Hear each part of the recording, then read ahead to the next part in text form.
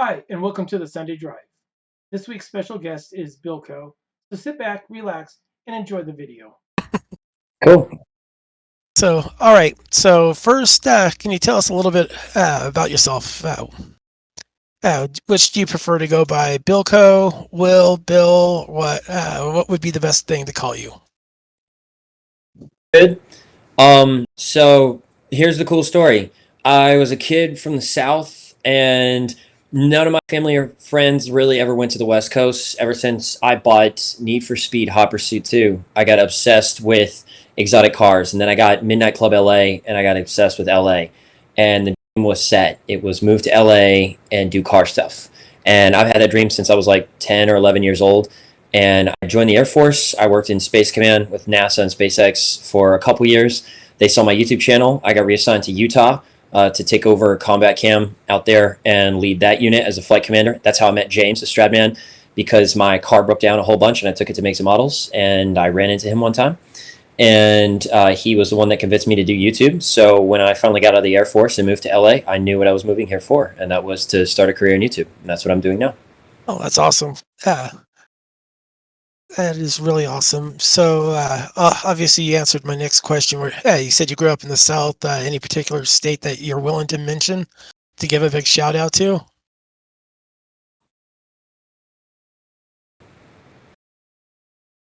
What was that? I'm sorry. Your question? Okay, yeah. Of course. Which state in the South that you grew up in? North Carolina. Yep, North Chapel Carolina? Hill. Okay. Right where Michael Jordan went to school at UNC. Yeah. Yep. UNC. Yeah, I won't say right, and right down the road, isn't that where Duke is as well? Those evil guys. It's only 8 miles away from where I grew up, but that's actually where this color scheme came from. It was my alma mater, the Tar Heels, was Carolina Oh, Blue. right on. That it's a really cool thing there. Um, and you kind of said how you got into cars with the Need for Speed game and stuff like that. So Yeah, that's games, dude. I Because like a lot play a of little a lot of Forza like young myself. kids, a lot of young kids out there, or even just people like us, like the one access that we have to supercars at a very young age, that anyone, no matter really how you come up, like I'm sure at some point you get your hands on video games and you get to drive a supercar.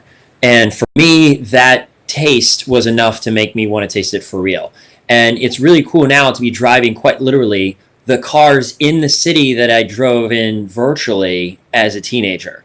And I don't have a lot of money. I've been on minimum wage for the last couple of years. So like I think it's very cool to basically move from one side of the country to the other with almost no money in my pocket, doing it all by myself on minimum wage, and still get keys to Lamborghinis on a regular basis. I mean, we were in one today, and we were in a McLaren yesterday, and this is like commonplace. And it's just because I just decided I really, really love cars, and I wanted to have friends at cars and put myself in this community. And fortunately, a lot of these people really like to share that passion. I totally get what you're saying there. A couple of years ago, I was actually doing a lot of GTA 5 role play. I actually had a Lamborghini Aventador. Yes, it was frosted purple wrap on it with white rims, and I Nice. had a custom place that said Strad. So I totally Yeah, get you, man. video games really feed that passion. And I know a lot of people grew up with like Fast and Furious and stuff. So if you didn't get video games, maybe it was movies. If you didn't have movies, maybe it was Hot Wheels.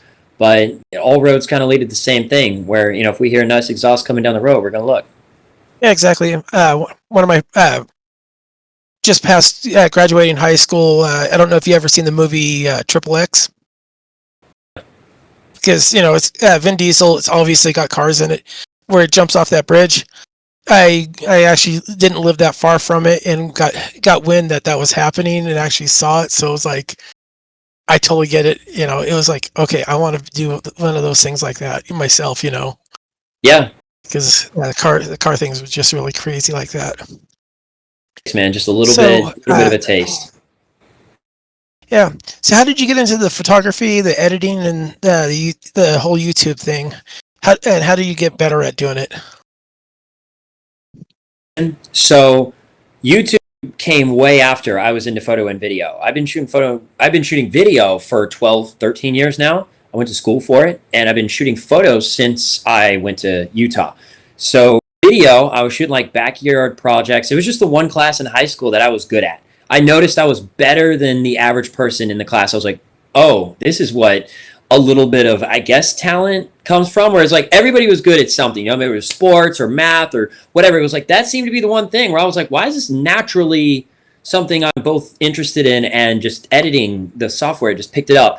So I just kept shooting all the time. Even as like a kid in like high school, I was like, bring my camera out. We'd shoot like Nerf commercials in our backyard. So that skill set developed. So when I finally did, pick up YouTube, I already knew how to edit. I knew how to use all the softwares and the cameras and everything. It was an easy transition. And then photo, I learned from AJ Lee Photo, taught me when I was at combat camp, because I was doing a lot of video stuff. He was doing a lot of photo stuff, and we shared skill sets. And now we both kind of know a little bit about the other thing. But I really picked up more on photo recently, because it's a lot easier to take a photo and edit a photo than it is a whole video project. And it's a new craft, and I was just interested in it.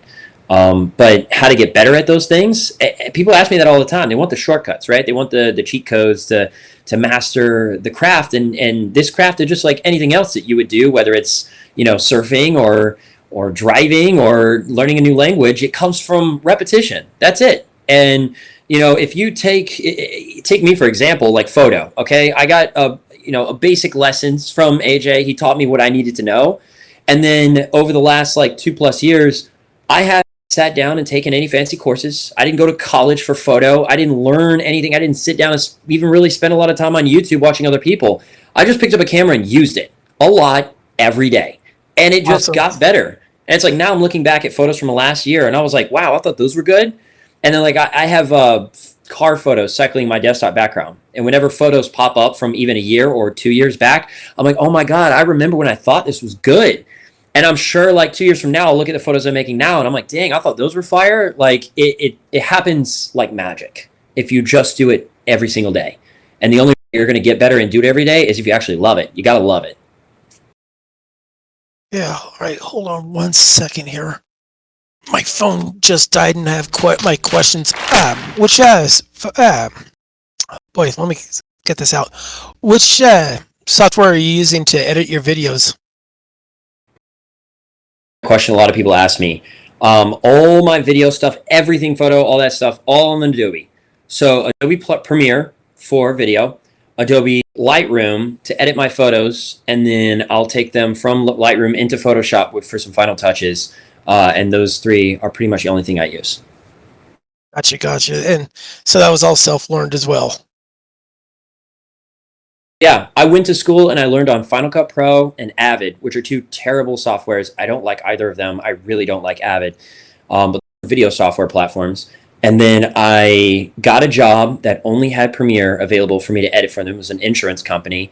And they're like, you have to self-teach yourself Premiere in the next week to 2 weeks so that we can hire you for this job. So I just sat down. I didn't watch any tutorial videos. I just messed around with the software and I learned it. And I did the same thing for Lightroom. I sat down at my desk with Lightroom, just opened it up and just started playing around with tools. And I learned it. Same thing with Photoshop. I don't think I've watched, I think maybe two to five tutorial videos over the last like 3 years on Photoshop. Never one for Lightroom, never one for Premiere.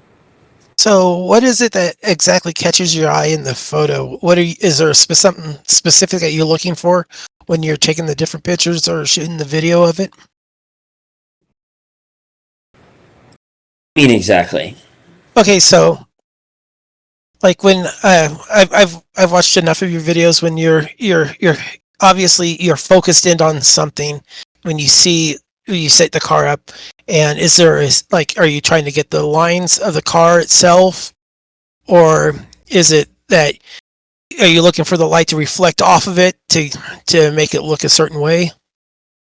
Swear a spider just crawled across my back. I'm like, what is I hate that feeling. I'll just assume it was the wind. One time I thought it was a spider, and it was a spider. So so you said like what am I looking for when I'm taking a photo, right? There's a lot of things that happen, and it's all like it's pretty much all intuition. So I don't have to think analytically when I'm shooting, if that makes sense. Because when you do a craft enough, when the repetition has happened so many times, utilize utilizing the tool to make a vision in your head come to life becomes second nature because you enter in what's called flow. I'm sure you're familiar with that term, where basically you become unaware of space and time. This sounds really crazy, but this can happen with anything that you're invested in, whether it's video editing or what you guys do if you're doing anything in tech, if you're building a Discord server, any craft that you're passionate about that you can get lost in, you enter a state of flow. Look this up. Mike Csikszentmihalyi, I think, is the guy that coined the term. He's a Russian dude, I think. But anyway, there's really great TED Talks on flow, but I love flow because I can sit there for an hour plus and be shooting a subject, a vehicle, a model, whatever, and get lost in all these different visions that I have. And I'll sit there and just stare at the space, and it's kind of like Neo in the Matrix. Remember when he can see the Matrix and he's like, Yeah. all the numbers, everything. You're very aware of all of the space and the lighting and the leading lines and the shadows and all this stuff, and then you know what to dial your camera in to make sure that you're able to capture the right lighting based on what is happening in the environment around you. You have to be very aware of what's going on and at the same time get lost in it. Gotcha. Yeah, I And totally that's get what you're why saying. I love shooting photo.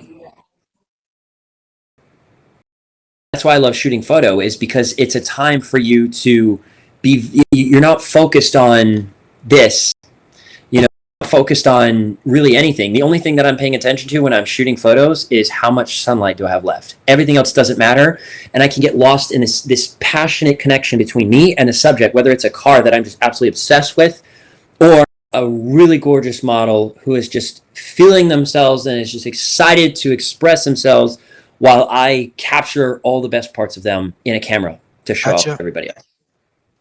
Exactly. I totally get that because, like, for me, outside of this stuff, I work for a commercial landscaping company, and I look at blueprints all day and fix things where the landscape architects might have screwed up on things, and get my counts and quantities. I get off into what I call my zone, and I could just work for like 6 hours straight without anything, And Love.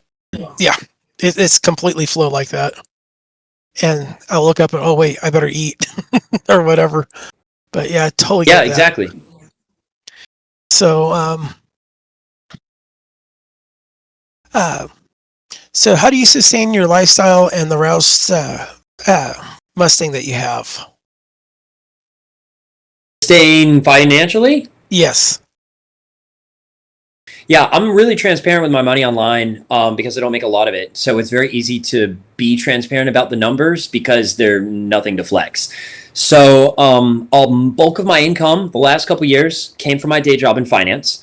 And that was minimum wage plus a little bit of commission. My paychecks range anywhere from like $700 to, on a really good month, like $1,700. So not a lot of money, especially when rent is $1,300 plus utilities is $1,500. So you can do the math. There's not a lot left over.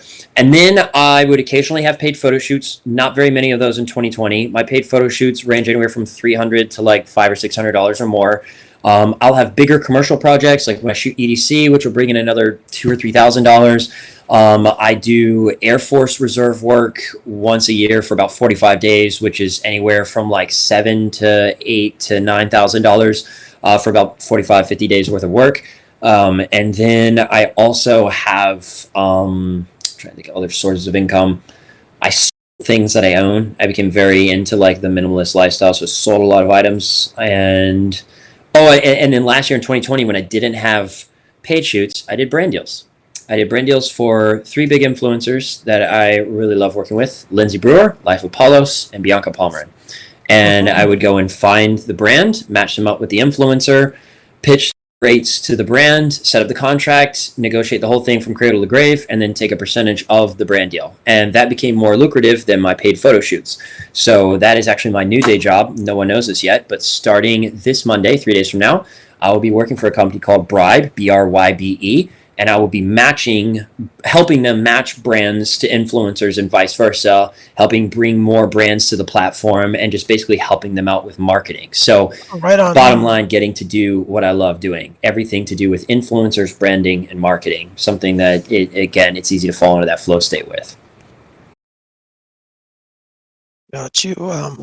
But if you want to know more about like the finances, I actually have videos Oh, online where I yeah, I dive saw into it. some of Yeah. those. I just thought it was kind of cool that you. People overestimate the value of my car too. Like my car looks crazy and it sounds awesome and it's fast, but that car right now, if it got totaled, the cash value my insurance company would say that it's valued at in the market is $7,000 to $8,000. So it's not an expensive car, and you can pick up a V6 Mustang. I mean, I dumped a bunch more money in it, which I talk about online. You know, it's like almost Pro 13 Charger. grand for the supercharger, plus another, I don't know, 5 to 8 grand in other mods, wheels, tires, wrap. Everything. The wrap was like 4 grand. You know, like there's a lot of money put into it. But even then, if you take everything I've put into this car and you take the value of the car when it was, you know, when I first picked it up, like it's still less than 30 grand for all of that. You know, you go buy the latest and greatest, hottest Civic, you're going to pay more than my car. So it's a Mustang. You know, it doesn't have power seats. It doesn't have, heated side view mirrors. It doesn't even have a nav system in it. But I didn't want any of that. I wanted a loud car that went fast. And that's why I Exactly. love the Mustang platform. Gotcha. If there was a car that you would recommend someone getting into the car scene, what would it be to get them Mustang. in? A V6 Mustang, hand down, or Miata. Everybody loves Miatas for their builds. They're kind of generally respected in the car community. But if you want a car that you can actually wrench on, that isn't complicated, that has cheap parts that you can modify it with, you can make it very fast, clearly. I'm pushing over 500 horsepower on this car. And a car that people love. Like, I take a lot of flack for it being a V6, and I get that. But at the same time, I'm not the only one with a V6 Mustang. There's a lot of people out there with them. So parts are easy to find, and almost any shop can work on it. So, you know, for your first car or your second car, like this is my second car, V6 Mustang, great. If you can get the V8, get the V8. It's fantastic. The S197 Mustang is very affordable, and I'd highly Yeah. recommend it. Yeah. What year Mustang is it that you have exactly? Mine's a 2014. 2014. Okay, because like back in the early 2000s, my brother and I actually went halves on one with a V6 and had the custom exhaust and then put rims on it. Yeah. The only downside was that it had the automatic transmission that was problematic. And I think This is another thing I take a lot of flack for, but at the same time, like, I know I bought an automatic transmission. I wanted a manual, but I didn't want a daily manual in Hollywood because very few people live in Hollywood. They don't know what it's like day to day here. Like, I sit in traffic on the way to the grocery store. I would never get out of sixth gear or second gear here. On the weekends, yeah, when you drive out in the canyons, of course. But for your only car, a manual gear shift car just isn't practical. And only people in Hollywood know that because no one here dailies a manual. Nobody. For a reason. exactly. I actually grew up in the suburbs of Sacramento up north, and one of my best friends was from Lakeport, or no, Lakeview. Is that right? Gosh darn it, I'm trying to. Lakewood, excuse me, that's where. Something. Yeah, down by Torrance, which is not that far from where you are, I would imagine. And yeah, never ever drive a stick down there. We did it one time, and I never do it again because that was like Not a good idea for a daily. Yeah, exactly. Let's see. What's the most annoying thing of your Mustang that annoys you the most? That's a good question. Because I know you love it, but everybody has something about their own car that they just absolutely it drives them bonkers. Brakes on it often. I feel like stuff is broken on my Mustang more often than a car should break. Like my last Mustang, I went through a couple transmissions. I mean, this one, like I've replaced like 3 valve stems in like the last month. Tires keep like going flat. I mean, I've had a lot of random issues between this one and the last one. The last one was a 13. It was basically the same car. But at the end of the day, when something breaks on this Mustang, the most expensive thing that can break on this car is the transmission, and that's $2,500. Like the motor, I can send a piston to the stratosphere, and a new motor on this car is $350. So like, Oh wow. yeah, there is labor costs in LA. Like labor costs to take to a shop are expensive, but parts for this car, it doesn't matter what you break, it's not going to cost you a ton of money. Okay. Speaking of your car, when you were here in Utah for the Cars and Coffee, when you were out on the track, what was the time that you ran? They weren't running my time because I was in like the beginner slot. That was my first time ever driving a vehicle on the track, other than the one time I did like a Shelby Cobra experience. But like that was like 3 laps, and I didn't really get to go wide open throttle. This was my track day, so no idea on the time. I was the only one out there, but I know that my first lap compared to the last lap after an hour driving track time was a big difference. Any other people's names that were out there on the track at the same time as you that you could drop? I was the only one on the Any track. cars? Oh, you were Literally the only car on the track. Huh? All right. Okay, We got I there know at when 9 we were a.m. driving We were out, we the, saw other cars. we were the first car to go out at 9 a.m., and I was the only car driving around the track. It Oh wow! was great. I like Right that on. because I was afraid of other cars. Like I didn't want other cars to hit me. I didn't want to hit someone else. Because we go out on the track, you're like, your insurance is void. So like you're kind of gambling. And it was my first time on the track. I just didn't want to be the guy to get in anyone's way. So I was like a little nervous. So that's why we booked the first slot. And when we went out there, I was like, oh my God, no one's here. And we got in there like, you're the only one that signed up for this slot. And I was like, perfect. The whole track is ours. And it was great. Okay, of your recent videos that you've done, especially the race against Burlacker, what kind of things can you tell us that was behind the scenes that was like really cool, that hanging out with Nick and the rest of the guys, that you could kind of let us in without giving too much information? I like those guys because I got to meet all of them before they were like huge on YouTube. So like I met James. I think he had 300,000 or 400,000 on YouTube, which is a lot, but it's not like where he's at now. And I met Nick right before he started his channel. So anytime I get to hang out with them as friends, and I try to keep it that way. I like that dynamic because then we're all just kind of like friends hanging out that happen to have cameras rather than like YouTubers trying to collab. So it's like, even if we didn't shoot anything, because there's a lot of stuff that we did together, both this trip and the other trips, that doesn't get filmed. And it's nice to just see who these guys are as like people. And they get to see me as like a person. And they also know that I'm not like, I would go and visit them in Utah even if we didn't shoot anything. Because I'm hanging out with them for them. Like, they're always so nice and they're just pleasant to be around. And like, their cars could sit in the garage and we could go out and just get food and that would be fine. And we could not talk about cars the whole time too. Like, we'd talk about, James's dog, and it would be, it would still be fine. Oscar's a beautiful dog. Yeah, I totally get that. Let's see here. So what are your goals for 2021 as far as YouTube, car, life?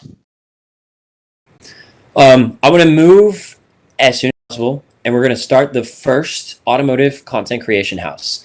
And I'm doing that with Nate Ryder, SVT. He's got 2 Mustangs, old classic one, fastback, and a 1200 horsepower Shelby. And then I have the Roush, of course. So that should happen in the next 60 to 90 days, ideally. Maybe a little bit later, depending on what properties are looking like in LA. As far as car, I've thought about this a lot. Do I add a classic? Do I go get some classic V8 muscle car and make it look awesome because I like those? Do I go get a Gallardo, like save up a little bit more and do the Gallardo because, Lamborghini is king and the content there would be awesome? Or do I go get a car that I would really love to drive, the GT4, which is about the same price as a Gallardo? So I'm not really sure what I want to do with my next car, but I know that once I finish suspension on this car, I'm done. There's no more money being put into the Mustang. It's all about saving for the next car. So I don't really know what that's going to be yet, but definitely expect a content creation house and expect some car to be added in the next year to 2 years. Right on. That sounds really cool because having someone else that you're making content with cars like that could be a lot of fun. I mean, you're teaming up with Andrew here. Like, when you're a team, you can still have your own channels and your own thing, but when you're teaming up and you're in the same space and have the same audience, you can really grow a lot faster. Oh, heck yeah. Out of curiosity, what year is his fastback? Oh, gosh. I think it's a 60-something. I think it's a 67 or 68. I need to learn. But if you go to Nate Ryder, SVT on IG, you'll find it. Okay. I know he's dropping a V8 Coyote engine in it. It looks phenomenal. It's in really clean condition. And honestly, it turns more heads than his 1200 horsepower Shelby does. Yeah, I had a 65 fastback in high school. It's Yeah, a great I car. found it It in a barn. so nice. It makes me They're want a beautiful. classic. You know, he has Honestly, the classic, so maybe I should introduce more supercar to the garage. But again, entry level supercars. So like Gardo, maybe GT4. exactly. With that, how Nick has recently purchased that 68 Mustang, I would like to go help his dad because that's my kind of thing. 'Cause I'm old school like that. But, you know, uh, let's see. Um, what did your family think about your career change in doing the YouTube like you're doing? This is one that Yeah. we. This was an Andrew question, by the way. So my mom loves it. She likes to watch every video I upload. She's like my biggest fan, and I love her for that. My dad was not a fan of me leaving the Air Force, especially not me moving to California, and definitely not me trying to pursue YouTube. When I told him how much I was spending on the supercharger, he was really against it. But I know that these are long-term investments, and I know what a brand I'm trying to build, and I understand social media very well. So I know all the moves that I'm making are calculated and not just for fun. I'm like building something. So they still support me, but my dad still he thinks I'm a little crazy. And my extended family love to make fun of me for being in California because none of them like to come out here. None of them like any of the culture or the politics or anything that comes with living in LA. But I'm here for all of it. I love every bit of Los Angeles, even the parts that suck, because we're the best city on God's green earth, and no other city will ever top this. And there's a reason why Hollywood sets all the trends that the rest of the world follows. Gotcha. Yeah, I can understand where your dad's at as being a dad. Yeah. I think it might be an age mature thing or whatever. I don't know. Yeah. I just wish my dad wishes I had actually been able to go into the Air Force. They wouldn't take me because of flat feet. So About it. There's a lot of opportunities outside and inside the Air yeah, Force. So, it's great if you can go, but if not, yeah. there's a lot of things I'm doing right now that the Air Force has nothing to do with. So, more power to you and whatever else you decide to go towards. So does the TikTok help you grow or your channel, or is it even noticeable?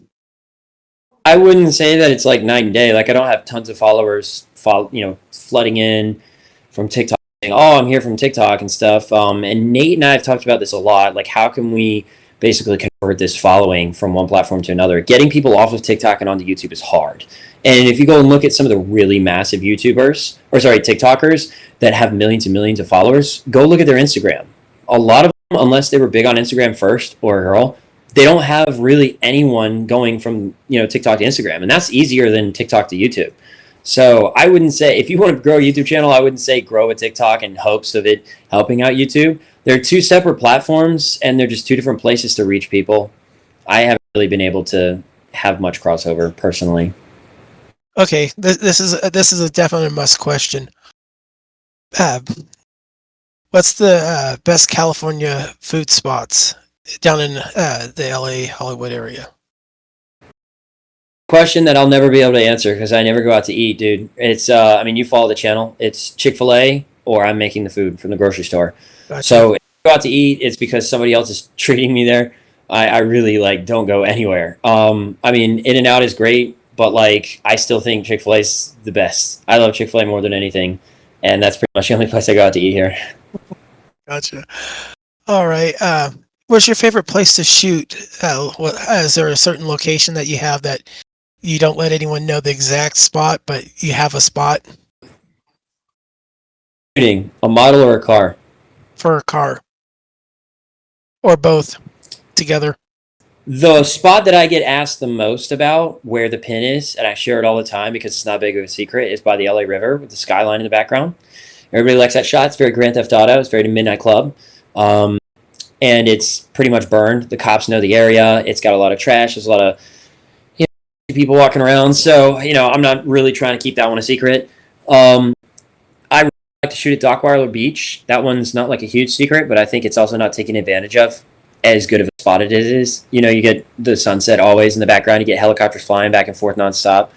I like that Yeah, I always shoot at Dockweiler if I have more than 2 cars because I can fit like 5+ cars at Dockweiler easy and not have any people around them or other cars in the parking lot. Um, if we're shooting cars, I don't. Those are my. I mean, Dockweiler's been a go-to recently. Parking lots along Pacific Coast Highway are really good. That's where I shot the Performante today. You Okay. just got to know which parking lot to go to that isn't going to have a lot of other cars, but that's a great place to catch the sunset. Um, and yeah, I mean, I have pins all over LA where I go and scout locations on my runs because I can run like a 6 mile radius from my house, and if I see a good spot or a street or a little hidden Oh, smart parking move. deck or something, I'll drop a pin on Google Maps. I don't scout stuff. Some people like to scout stuff on Google Maps and go look at it, through the app or through the website. But I just like to go run places and find, or I'll just take my car on a drive randomly and go down random roads and find like really obscure places that don't have a lot of traffic and drop a pin and never tell anybody about it and just bring people back. So, is there any up and coming Instagrammers slash YouTubers that you would recommend watching? My guy Estefan, I think his YouTube channel is gonna be like Apple stock because he has figured it out on TikTok and IG, and it's only a matter of time before his YouTube takes off. Uh, I think these guys that I'm working with now, Longtail Rally, I think everybody needs to go check them out. I believe in that brand enough that I'm working for them now. And when they offer me a position in marketing, I didn't even think twice because I think they're going to take over the market share in when it comes to rallies because they are just doing it so well. They have such a great vision for what they want their rally to include. And the people that are in the network as far as sponsors, attendees, and influencers are all the right people. I mean, we got Protective Film Solutions is going to go. Amelia Hartford's going to come. Life Apollo should be out there. We're still waiting on an answer from him. We got 60 supercars that are going to be there 8 days long. So like this is a brand that I'd be following very closely enough to where I'm like quite literally wearing their merch and working for them. I love these guys. Speaking of merch, uh, what's the your website for your merch? We're gonna do some plugging. I stopped my merch. So I have my website if people want to book photo shoots, but I stopped the merch only because I just wanted to focus more on delivering value in terms of content before I started selling merch. So I had it for a little bit. I sold it to all of my like hardcore friends and family, like fans and stuff, which they were all kind to buy merch, and I bought a bunch of my own merch. But I'm gonna wait maybe at least until I cross 10K subs, maybe 20K, and then bring the merch back for some people. But I want to focus more on content because the merch store is a lot of work to do it right. Got you. Okay, let's see. Who's your favorite model that you work with? Question, man. Like, they're all so wonderful in different ways. It depends on like how are they my favorite? Like, are they my favorite to go to a car rally with? Are they my favorite to shoot? Are they my favorite to go on a cruise with, or just even just get sushi with? Like, like depends on what we're doing, and like they all have such different personalities and interests. Like each girl is special and different. Like it's so cliche, but like I love shooting all of them. I'll try to. Who's somebody that I've been shooting a lot with or the most with? Obviously, I love working with Lindsay and Bianca. Like they're wonderful.